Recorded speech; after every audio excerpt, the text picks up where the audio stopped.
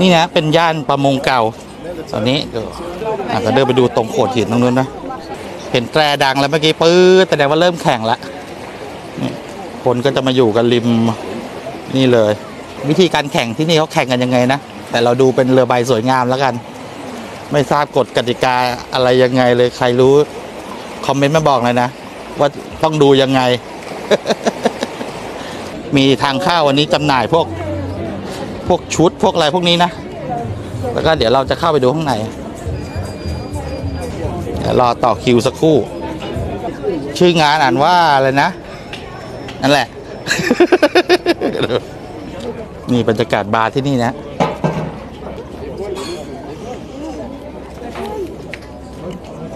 นี่ไอเลิฟยูนี่ตรงนี้ก็เป็นโขดหินนะแต่ที่ผมสังเกตที่นี่นะก็คือเขาจะไม่ค่อยดูแลเรื่องความปลอดภัยเท่าไหร่ให้แต่ละคนแบบดูแลตัวเองนะเนี่ยดูดิตกไปก็คือตกอะไม่มีการดูไม่มีอะไรดูนะทุกคนต้องรับผิดชอบตัวเองนะพยายามถ่ายดูบรรยากาศนี่ฮะเขามีนี่ด้วยนี่สาวๆฝรั่งส่วนมากคนที่นี่จะพาหมามาเดินนะแล้วเขาก็จะมีแบบพวกถุงดำให้ฟรีหมาของใครคนนั้นเขาเก็บขี้ตัวเองอะไม่ให้ขี้เล่นลาดนะแต่ผมไม่รู้ว่าเขามีกฎแบบว่าถ้าหมาใครแบบขี้ในที่สาธารณะเขาจะปรับเขาจะอะไรหรือเปล่านี่ผมไม่แน่ใจนะแต่ผมที่สังเกตคือเขาจะค่อนข้างดูแลพวกหมาของตัวเองดี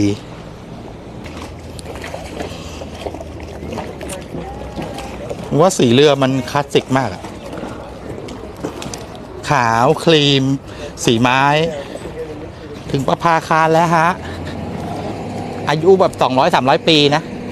นี่เรือข้ามฟากนี่ท่าเรือพอร์ตเดอเซนโตเป้ไอ้พวกลายพวกนี้เขาจะเปลี่ยนตามเทศกาลตามอะไรพวกนี้นี่ที่สังเกตมันนี่จะเป็นเชือกแล้วก็เป็นไวนิลวินี่สมอเหรอดูสมอเรือดูอะไรไม่ดูแล้วดูเขาลงสมอปุ๊บเปียกกูเลย แบบกูใช้สมอสแตนเลสเว้ยสวยๆอย่างเงี้ยมีฐานะ ใช่ไหมพามาดูบูธแก้วน่าจะเป็นชื่องานนี้เลยแหละ15 ยูโร6 ชิ้น55 ยูโร2 ชิ้น20นี่เป็นพวกกระเป๋าเขาเย็บสดให้เลยนี่มีพนักงานเย็บอยู่เป็นกระเป๋าประมาณนี้แต่เราไม่เข้าใจว่าทำไมถึงเป็นตัวเลขนะมันมีความหมายอย่างไรนี่ประมาณนี้มีแต่ตัวเลขเทียบไปหมดเลยนี่แล้วก็เป็นพวกของ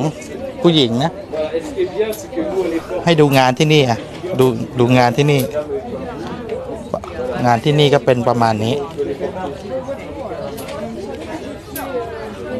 ก็เหมือนคล้ายๆเหมือนงานแฮนด์เมดเลย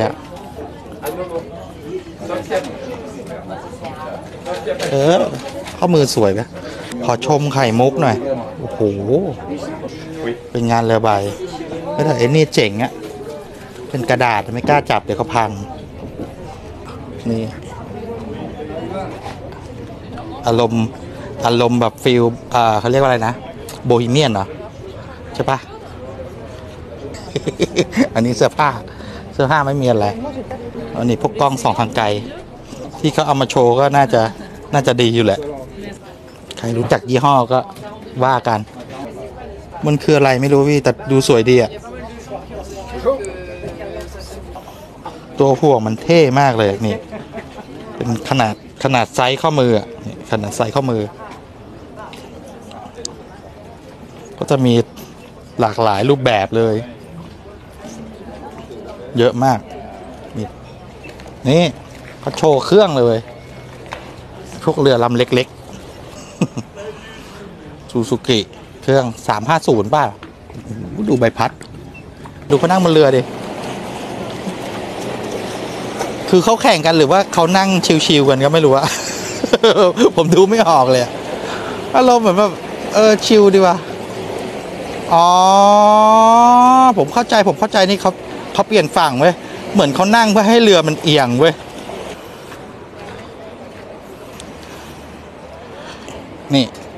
สระว่ายน้ำที่ใหญ่ที่สุดในโลกสุดยอดนี่ดูความใสของน้ำ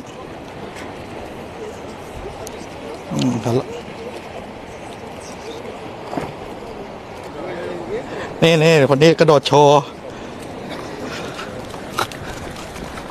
วู้ฮู้โอ้โหโคตรเท่โอ้ very cool ยังไงเหมือนนัดกันมาไหม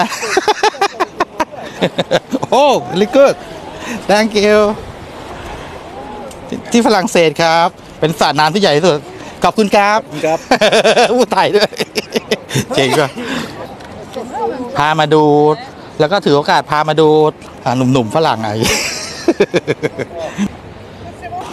นี่ฮะจะเป็นมุมนี้เป็นไฮไลท์ของเมืองนี้เลยนี่ฮะมันจะเป็นลายหินของที่นี่แล้วก็จะแบ็กกราวด์ก็จะเป็นโบสถ์นะแล้วก็พระอาทิตย์ก็จะตกตรงนี้พี่นึกออกไหมพระอาทิตย์ตกมันจะสวยมากเลยน้ำใสไหลเย็นแต่ผมไม่ชิมแล้วนะผมชิมไปแล้วรอบที่แล้วนะมีคนถามว่าน้ำเค็มไหมผมจัดให้แล้วนะผมดกมา1 อึกเลยเต็มอึกเลยจะบอกความแตกต่างเลยนะว่าตรงเนี้ยที่ผมยืนอยู่อ่ะมันรู้สึกว่าไม่มีทรายเข้าเท้าเลยคือในตัวน้ำเองอ่ะมันไม่มีทรายเลยพี่นะเต็มเลย Okay. Hello, it's Didi. I am aussi un TikTok today. It's a live TikTok. Thank you very much. Salut les followers. Hello les followers. ไปกันละสวยไหมใหญ่มากนะของจริงใหญ่มากนี่เห็นตัวคนนะเขาเก็บผ้าใบหมดแล้วเห็นไหมเสื้อทีมแล้วก็พอตกเย็นๆเขาก็จะมานั่งกินเลี้ยงกันอันนี้พาให้ดูเรือใบที่เขาแข่งกันเสร็จแล้วนะก็เริ่มแบบเก็บของแล้วตอนนี้เราอยู่ที่เมืองเซนโตเป้นะทางตอนใต้ฝรั่งเศสนี่มีการบูมด้วยนี่เพราะว่าเขาแข่งเรือใบกันโอ้ยมันยิงปืนเหี้ยตกใจโอ้ยเย้ยขวัญมาก็เป็นเรื่องปกติของคนแถวนี้นะ แต่ผมตกใจเขาเป็นเหมือนน่าจะเป็นการเคารพกันหรือเปล่าไม่รู้อันนี้ไง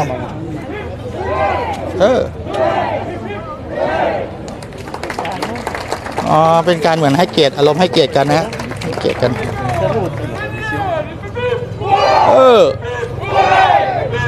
น่ารักดีน่ารักดีเดี๋ยวแป๊บนึงนะใครเดินเฉียดมาผมคอยจับกระเป๋าไว้ด้วยกลัวโดนล้วงคือล้วงในกระเป๋าผมไม่เจอตังค์หรอกเจอแต่บุหรี่ไม่พกตังค์สักบาท